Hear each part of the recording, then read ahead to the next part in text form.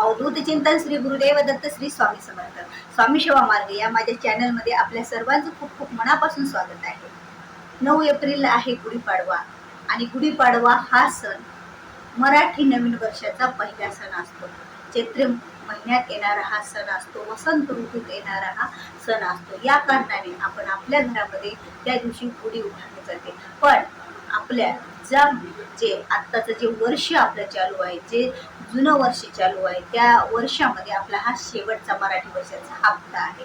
तर या वर्षामध्ये आपल्याला देवघरामध्ये बऱ्याच अशा गोष्टी असतात ज्या टाकाऊ झालेल्या असतात, पण आपल्याला माहीत नसतं. तर त्याचे दुष्परिणाम हे आपल्या घरावर दिसून येतात. म्हणजे देवघर, वास्तुदोष, पितृदोष, वास्तुदोष आणि देवघरातील ज्या काही चुका आणि जे दोष असतात त्याचे परिणाम आपल्या आयुष्यावर होत असतात. म्हणजे बघा, आपल्या आयुष्यामधल्या ज्या घडामोडी असतात, आपल्या आयुष्यामधल्या ज्या गोष्टी आपल्यावर खूप अवलंबून असतात या 3 गोष्टीवर. म्हणून तर पितृदोष, वास्तुदोष आणि देवघरातील जे दोष असतात त्याचा परिणाम हा आपल्या सर्व कुटुंबावर, आपल्या सर्व मानव जातीच्या जीवनावर होत असतो. म्हणून काही गोष्टी आपल्याला या देवघरातल्या पाळायच्या असतात. तर बघा, देवघरामध्ये आपल्या ज्या देवघरामध्ये जर आपले तुटलेले आसन असतील, आता प्रत्येक जण हे आसनावर बसून देवपूजा करतात, पण काही जणांची आसनाची अवस्था एवढी बिकट झालेली असते, ते फाटलेले असतात किंवा इरीर झालेले असतात किंवा कुठंतरी अगरबत्तीने त्याला छिद्र पडलेले असतात, तरी पण आपण त्यावर बसून ज्या पूजा करतो,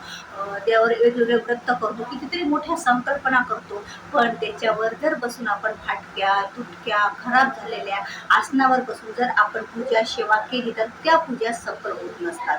म्हणून आपल्याला ते तिथं थांबवायचं आहे. तर मग त्यांना आपण गुढीपाडव्याच्या अगोदर आपल्या घराच्या बाहेर काढायचं. म्हणजे काय करायचं बघा, आसन आपण असं कचऱ्यात टाकू शकत नाही किंवा कुठेही फेकून देऊ शकत नाही. तर मग आपण त्याला वाहत्या पाण्यात टाकलं तर, आता कोणतीही गोष्ट वाहत्या पाण्यात टाकली तर चांगली असते, पण वाहत्या पाण्यात जर आपण टाकलं नदीमध्ये तर प्रदूषण व्हायला लागलेलं आहे. त्यामुळे आपल्या शेतात एखादा व्यवस्थित खड्डा करून त्याच्यामध्ये जर ते टाकलं तर त्याचा खत तयार होऊन जातो आणि आपली जी भूमी आहे, आपली जी धरती माता आहे, ती सर्वच जसं तिच्यापासून जे उगवलं का ती परत ती आपल्यामध्ये सामावून घेत असते. त्यामुळे आपण तिथे ती गोष्ट आवर्जून करायची आहे. आता दुसरी गोष्ट, आपल्या घरामध्ये बघा, प्रत्येकाच्या घरामध्ये उतरंडी ठेवलेली असतात. उतरण सर्वांनाच माहिती आहे. आपल्या उतरंडीमध्ये आपले 5 भांड्याची उतरण असते, तर कुणाकडे 2 असतात तर कुणाकडे एकही उतरण असते, पण देवघरात आपण आवर्जून ती उतरण ठेवत असतो. आता त्या उतरणमधलं धान्य आपण कधी बदलतो, तर ते धान्य जर तुम्ही वर्षामध्ये बदललंच नसेल किंवा त्याला जर कीड लागलेली असेल तर आपल्या जीवनातल्या बऱ्याच गोष्टीला कीड लागलेली असते बघा. त्यामुळे धान्य हे नेहमीच आपल्याला कसं पाहिजे, स्वच्छ पाहिजे. तर मग त्यातलं सुद्धा धान्य त्या उतरंडीतलं काढायचं, ते आपलं थोडंसं त्याला वाळून घालून व्यवस्थित करून परत त्यामध्ये नवीन धान्य आपण भरून ठेवायचं. हे आपण कधी करायचं, तर हे आपल्याला सर्व गुढीपाडव्याच्या अगोदर करायचं बघा. आणि गुढीपाडव्याच्या दिवशी बघा, अगोदर तुमच्या देवघरामध्ये देवाची तपासणी करून घ्या. देवाची तपासणी म्हणजे आपण देवघरातले देव पहा की त्यांना कुठं त्या देवघरातला, आता प्रत्येक असं नसतं की एखाद्या देवाचं बघा काहीतरी कुठं छोटंसं तुटलेलं असतं किंवा ते झिजलेलं असतं किंवा त्या देवघराचा आता काहीतरी हाताला काही लागलेलं असतं देवाच्या बरं, आणि आपल्याला ते माहीत पण नसतं. आपण तशीच त्याची पूजा करत असतो. आणि विशेष चांदीचे जे देव असतात त्याला छिद्र असतं बघा, आणि त्या छिद्रात पाणी जाऊन जाऊन त्या देवांची झीज झालेली असते. अशा देवाची पूजा केल्याच्या नंतर आपल्याला पुण्याऐवजी आपल्याला पाप पदरात पडलं असतं आणि आयुष्यभर आपल्याला संघर्ष करावा लागतो. म्हणून त्या देव आपल्याला व्यवस्थित आहेत का नाही बघायचे, त्याची म्हणजे त्याला तसं बघायचं. सर्व देव आपल्या घरातल्या काही फोटो असल्या बघा, ज्या खराब झालेल्या असतात, खूप अशा अचूक दिसतात, त्या आपल्याला स्पष्ट दिसत नाही, त्या फोटोमधले देवाचं चित्र आणि त्याचा काच वगैरे फुटलेल्या फोटो तर पूजा करायचीच नसते. पण त्याच्यामधलं त्या देवतेचं चित्र जरी ते खराब झालेलं असेल तर तरीही हळदी कुंकवानं म्हणा, कशानेही, किंवा तो व्हाईट कलर त्याचा निघून गेला तर अशाही फोटोची आपण आपल्या घरात पूजा करू शकत नाही. तर त्याची यथाविधी त्या फोटोंना आपण एका बाजूला साईडला जेवढे देव आहेत त्यांना काढून एका पाटावर मांडायचं आणि त्यांना दह्या भाताचा नैवेद्य दाखवत असतात. आणि त्यांच्यावर पुन्हा बसून बघा, तुमच्याकडं सत्यनारायण फोटो पोथी असेल आपल्या केंद्रातली, तर त्यामध्ये शेवटचा मंत्र आहे की जो आपण सत्यनारायण पूजा उचलताना टाकायचा आहे, तो मंत्र आपल्याला तिथे म्हणायचा, अक्षदा टाकायचा आणि नंतर ते देवाला आपण नैवेद्य दाखवल्याच्या नंतर एका कपड्यात गुंडाळून तांदळात गुंडाळून लाल कपड्यात गुंडाळून आपण त्यांना पाण्यामध्ये विसर्जित करू शकतो. पण विहिरीच्या पाण्यात विसर्जित करायचं नाही आपल्याला, तर समुद्राच्या किंवा नदीच्या पाण्यातच ते देव आपण विसर्जित करू शकतो. अशी देव असतील तर नवीन वर्षाच्या पूर्वी आपल्या घरातील ते देव आपण बाजूला काढून घेऊ शकतो. आणि राहिली आपली चौथी गोष्ट बघा, आपल्या देवघरामध्ये अशा बऱ्याच गोष्टी असतात की देवघराचा आपला एखादा कपडा असतो, देवघरातील आपल्या देवांचे वस्त्र असतात, किंवा आपण देवघराच्या खाली देवाच्या आसनासाठी कपडा टाकलेला असतो. ते कपडे पण खूप खराब झालेले असतात. आज बदलू उद्या बदलू असं करत करत ती वेळ कधीच येत नसते. तर ही आताची योग्य वेळ आहे की गुढीपाडव्याच्या अगोदर आपल्याला त्या सर्व गोष्टी बाहेर काढायच्या आहेत. म्हणजे त्या देवतेंना टाकायसाठी नवीन कपडे तुम्ही घ्या, नवीन कपडे तयार करा. जे देवतांचे कपडे जुने झालेले असतील, देवतांना पण बऱ्याच देवांच्या घरी कपडे घातले जातात, ते कपडे कुठे फाटलेले खराब झालेले असले तर ते त्वरित बदलून घ्यावे, कारण त्याचा निगेटिव्ह ऊर्जा तयार झालेली असते.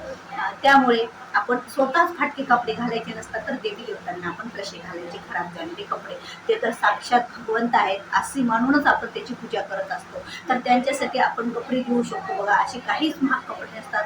20, 25, 10 रुपयापासून आपल्याला देवी देवतांचे छोट्या मूर्तीचे कपडे भेटत असतात. आणि गुढीपाडव्याच्या दिवशी आपण नवीन कपडे देवतांना घालायचे. तर आपल्याकडं शेवटच्या हप्त्यामध्ये अशी आपल्याला साफसफाई करायची. जर तुमचं देवघर कुठेतरी समजा देवघरामध्ये आपल्या सारखी धूळ जाते, आपली कशाची अगरबत्तीची धुपाची, तर त्या धुळीनं आपलं देवघर बघा, देवघरातला एखादा कोपरा असेल तर तो कोपरा खूप घाण झालेला असतो. त्यावेळेला आपण तो देवघर गुढीपाडव्याच्या अगोदर स्वच्छ करून घ्यायचं असतं. कारण नवीन वर्षाची सुरुवात ही स्वच्छतेनं आणि प्रसन्नतेनं आणि घरातील ज्या खराब झालेल्या वस्तू देवघरातील काढल्या तर देव आणखीनच प्रसन्न आपल्यावर राहत असतात.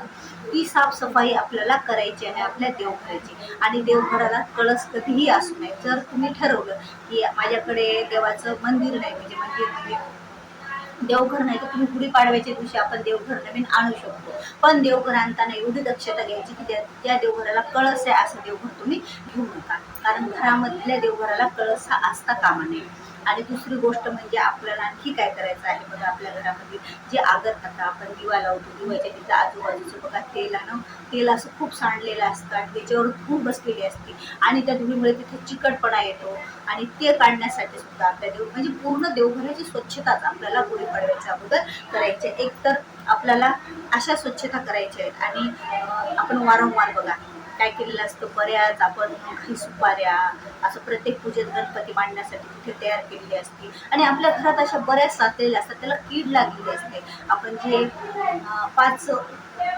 ड्रायफ्रूट आपण ठेवत असतो देवाच्या पूजेत, आपल्याला खाली खोबर वाटी, बदाम, हे असे बरेच आपल्याकडे साचलेले असतात आणि त्याला जर कीड लागलेली असेल आणि ती तसेच घरात किती दिवस ठेवायचे. म्हणून तेव्हा आपण जसं आपल्या घरातील दसरा काढतो त्याचप्रमाणे देवघराचा पण आपण सर्व स्वच्छ करून ज्या खराब वस्तू झाल्या त्या सर्व पाण्यात विसर्जित करा किंवा शेतात नेऊन त्याला एका चांगल्या ठिकाणी मातीत हे करा. आणि असं सर्व आपल्याला खराब झालेल्या वस्तू आपल्या देवघरातल्या काढायच्या आहेत. आणि वेळोवेळी बघा, कोणत्या पूजा केलेले तांदूळ, पूजा केलेलं धान्य आपल्या जर घरात असेल तर ते धान्य देवघरातलं सुद्धा काढून त्याचा एखादी त्याला वाळू स्वच्छ करून ते आपल्या धान्यामध्ये करून टाका आणि त्याचा वापर आपल्या जेवणामध्ये करून टाका. कारण ते धान्य कीड लागलेलं तसंच आपल्याला दिवस ठेवायचं नाही. जे देवाचे भांडे असतात त्याला पण स्वच्छ करून घ्या. आणि एखादं भांडं तुम्हाला वाटलं की देवी देवतासाठी मला एखादं निरंजन घ्यायचं किंवा मला एखादं भांडं घ्यायचं किंवा नवीन कोणती वस्तू घ्यायची, तर गुढीपाडवा इतका मुहूर्त दुसरा कोणताही नाही बघा. तुम्ही जर देवासाठी साठवलेले पैसे असेल तर शुक्रवारी, दर गुरुवारी किंवा कधीही, तर ते जर तुमच्याकडे जमा झाले असतील तर त्या पैशातून आपण देवी देवतासाठी वस्तू खरेदी करू शकतो. आणि आपल्या देवी देवताच्या याच्या अगोदर आपल्याला अशा रीतीने आपल्या देवघराची साफसफाई करायची आहे. पूर्ण साफसफाई करून नवीन वर्षाची सुरुवात प्रसन्नतेनं, पवित्रतेनं आणि स्वच्छतेने आपल्याला करायची आहे. कारण देवतांचा आशीर्वाद जेव्हा आपल्यावर असतो त्यावेळेला आपल्या बरेच प्रश्न असे सुटलेले असतात. आपल्याला जसं नीटनेटकं घरात राहावं असं वाटतं तसं देवी देवतांचं पण देवघर हे नीटनेटकं असायलाच पाहिजे. म्हणून आवर्जून ह्या गोष्टी आपल्याला गुढीपाडव्याच्या अगोदर करायच्या आहेत. कारण गुढीपाडव्याच्या दिवशी आपलं देवघर एक सुंदर, स्वच्छ आणि आपल्यालाच असं नवीन वाटायला पाहिजे, जसं आपल्या नवीन वर्षाप्रमाणे. आणि नवीन वर्षाची स्वागत अशा पद्धतीने आपल्याला करायचं आहे मराठी नवीन वर्षाचं गुढीपाडव्याचं. तर व्हिडिओ आवडल्यास व्हिडिओला लाईक करा, शेअर करा, नवीन असाल तर सबस्क्राईब करा. झालेली शिव श्री स्वामी चरणी अर्पण. भेटूया पुन्हा अशाच एका नवीन व्हिडिओ पर्यंत. तोपर्यंत श्री स्वामी समर्थ.